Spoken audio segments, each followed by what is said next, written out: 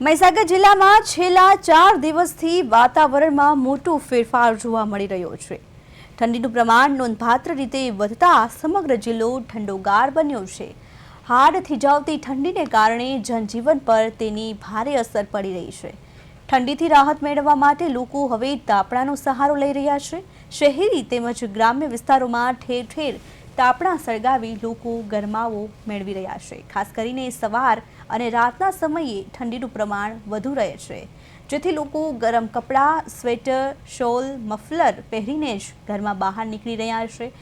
જિલ્લામાં વધતી ઠંડીને કારણે શાળા કોલેજે જતા વિદ્યાર્થીઓ તેમજ કામ ધંધે નીકળતા નોકરિયાત લોકો વહેલી સવારમાં કાતિલ ઠંડીમાં ઠૂંઠવાતા નજરે પડ્યા હતા।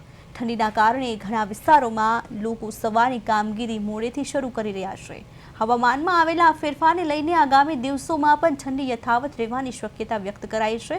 આથી લોકો દ્વારા જરૂરી સાવચેતી રાખી ગરમ વસ્ત્રોનો ઉપયોગ કરવામાં આવી રહ્યો છે।